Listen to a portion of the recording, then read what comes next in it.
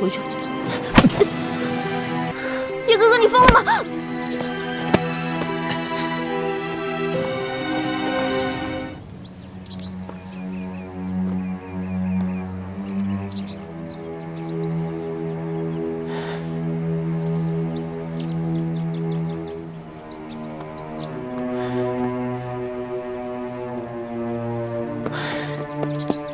叶哥哥，你这地方太难找了。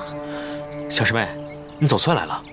你不知道我等你等的好心焦啊。你以为皇宫那么好出来啊？想进就进，想走就走啊？我费了老大劲儿才骗过守卫呢。咱平时不在慈航药铺接头吗？为什么今天在这儿啊？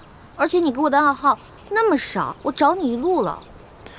我故意把暗号留得很少，就是不想明珠谷其他的人看见。为什么？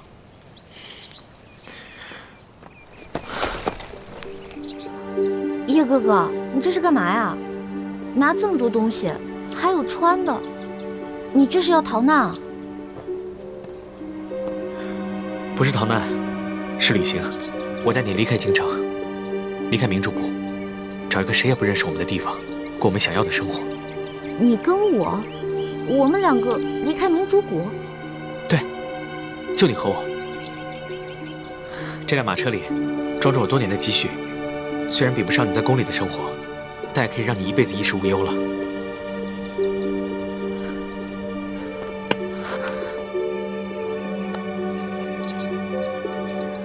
小师妹，跟我走吧。我们找一个谁也不认识我们的地方，重新开始我们的生活。我保证，我会把我最好的全部都给你。我不会像康熙那样拥有无数的女人，我这辈子就只爱你一个。叶哥哥，你疯了吧？你跟我说出这样的话？不，我没疯。你自己好好想一想，康熙他真的爱你吗？他有江山和美人，他只是图个新鲜罢了。就算康熙他真的爱你，可你是前明靖王的女儿，是前明永历帝钦定太子妃。如果他知道了这一切，他还会爱你吗？我们再来说朱思轩，大师兄他爱你，对吧？你错了，大师兄和康熙一样，爱的都是江山。你们的情谊在江山面前，比起来什么都不是，比一根羽毛还要轻。他们跟你不是一路人，我跟你才是。你不是曾经说过，这天下到底是姓爱姓觉罗还是姓朱，跟我没有什么关系。其实我也是这样想的，我才是无欲无求，可以和你长相厮守一辈子的那个人。不可以，不可以！小师妹，我对你的心日月可见，你为什么就不能给我一次机会呢？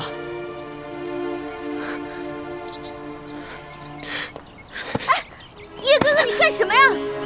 你这次偷偷约我，我没有告诉朱哥哥，因为我怕我告诉他，会破坏你们兄弟之间的感情。但是请你以后别再说出今天这样的话了。一欢，你当真不愿跟我走是吗？叶哥哥，我不能出宫太久，康熙已经在怀疑我跟朱哥哥，我得赶紧回去了。叶哥哥，你干什么呀？小师妹，我不想勉强你，但我已经别无选择了。叶哥哥，你疯了吗？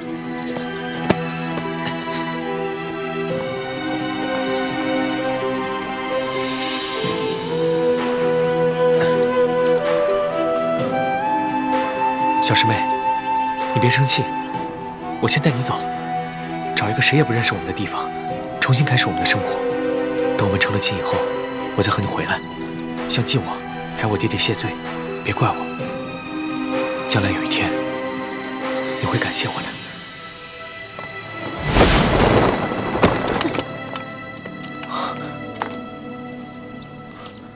樊师姐，你怎么来了？我看到你留的暗号了。你把小师妹怎么了？师姐，这件事情说来话长，我以后再慢慢向你解释。但如果你今天一定要拦着我的话，别怪我不顾多年的同门之情。你和小师妹的事我已经顾不上了。我来是要告诉你，大师兄、小师妹还有学姐姐的身份都已经暴露了，康熙什么都知道了。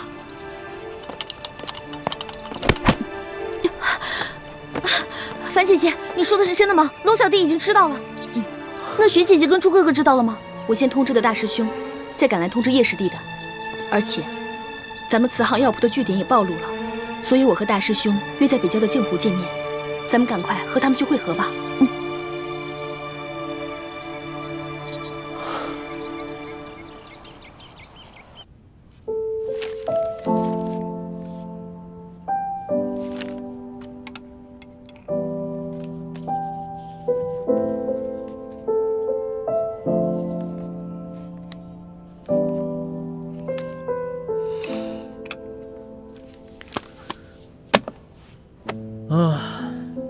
终于忙完了。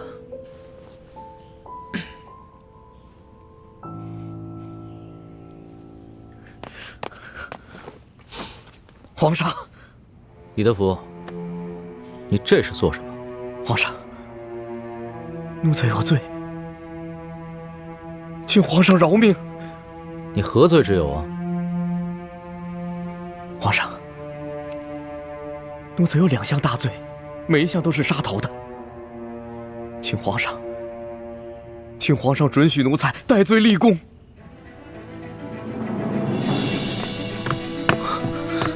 大师兄，怎么了？我们的身份暴露了，康熙已经什么都知道了。难道鳌拜真的装疯了？是，康熙之所以迟迟没有动手，就是想顺藤摸瓜，把我们所有人一网打尽。小师妹知道了吗？她不在御书房当差，也不在永乐斋，不知道去了哪里。我担心，康熙是不是已经把她给抓起来了？那怎么办？倾城，你的身份已经暴露了，必须马上撤离紫禁城。你出宫以后，跟樊师妹、叶师弟他们会合，你们一起离开北京城。大师兄，那你呢？欢妹下落不明，我不能抛下她，就这样一走了之。我必须找到她，带她一起离开。时间紧迫，趁康熙还没有动手，你赶紧撤吧。不，大师兄，你不走，倾城哪儿也不去。倾城，你别犯傻了，赶紧撤离。大师兄不走，我哪儿也不去。倾城，你什么都不用说了，你不能丢下小师妹独活。难道大师兄出了事，倾城就能苟活于世吗？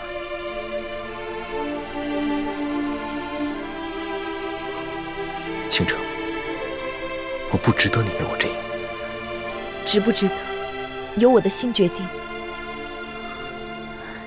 大师兄，我们3个人一起进的宫，要走就一起走。小师妹武功不好，多一个人多份力量啊。等找到她以后，凭我们俩的武功和她的轻功，一定可以全身而退的。好，我们分头找，半个时辰以后在永乐斋会合。原来你就是鳌拜勾结的那个内奸呢。皇上，奴才也是迫不得已。当时鳌拜权倾朝野，休说奴才，就连满朝文武也要看他的脸色行事。鳌拜还逼着奴才吃下了大补丸，奴才不得不听命于他。皇上，但是奴才从来没有做过危害皇上和危害大清之事啊！在朕的膳食中下毒，还不算危害朕和大清之事。皇上饶命，是鳌拜胁迫奴才下的药，但是不伤及性命，只是让皇上精神倦怠，疏于治理朝政。如果老奴不下药的话，鳌拜也会另找他人下药的。好你个奴才，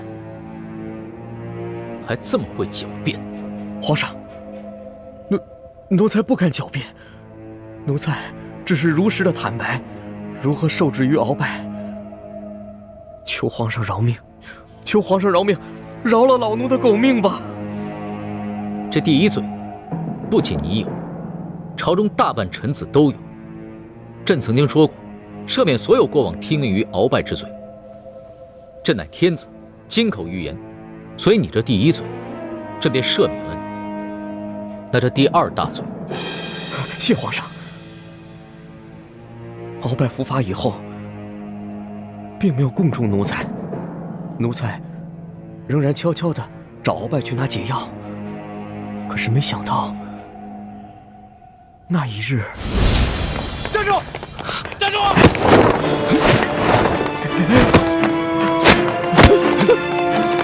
快，报了李公馆！李太医，你杀了我，你也活不了。李德福，你别以为杀了我，就没有人知道你是鳌拜的内奸了。你别忘了，我还有我的妹妹易欢，我若是死了，她绝对不会放过我。李公公，您知道的，我这个人啊是不会害别人的，但是我最讨厌的就是那种暗中害别人的。所以，只要你不对我们兄妹两个起什么歹心，那我们自然不会对你怎么样。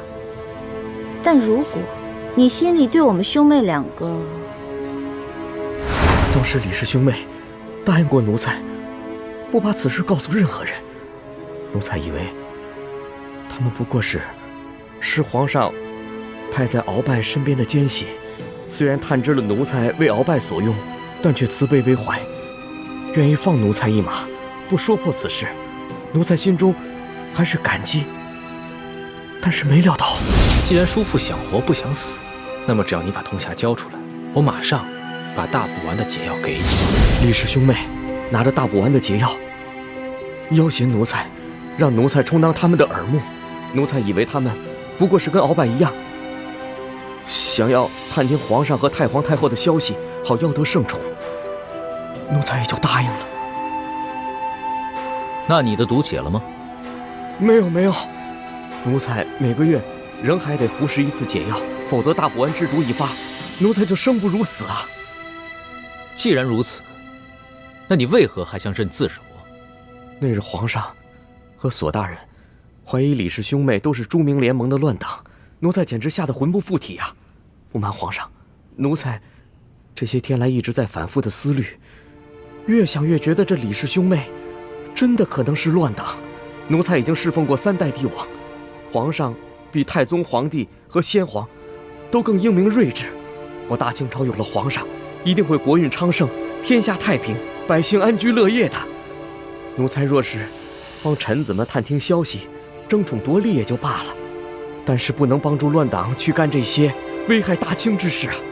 奴才左思右想，才决心向皇上自首，并且出手李氏兄妹，求皇上念在奴才这几十年来侍奉了3代帝王的份上，饶了奴才吧。你这第2个大罪，果然是杀头的重罪。皇上饶命，皇上饶命啊！当初皇上如此宠幸李氏兄妹，就连皇后和索额图大人都不敢相劝，太皇太后也无可奈何。奴才又怎敢不听他们的话？但是奴才已经醒悟了，奴才拼着一死，也要向皇上出手他兄妹2人。皇上就算不饶恕奴才，奴才也好歹算为皇上清除了身边潜伏得很深的2条毒蛇，也算奴才为大清尽忠了。算你聪明。其实朕早就知晓了李氏兄妹的真实身份，他们根本就不是兄妹。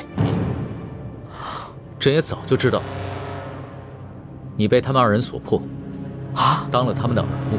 原来皇上早就知道了。你还记得那日太皇太后出宫去探鳌拜吗？哦，记得。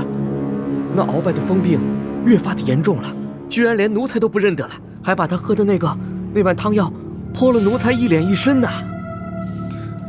老东西，鳌拜根本就没有疯，连你也被他给骗了。鳌拜没疯？那难道鳌拜是在装疯吗？不错，你所中的大补丸之毒，必须每个月都服用1次解药。但是自从鳌拜装疯以后，你便再也没有找过他拿过解。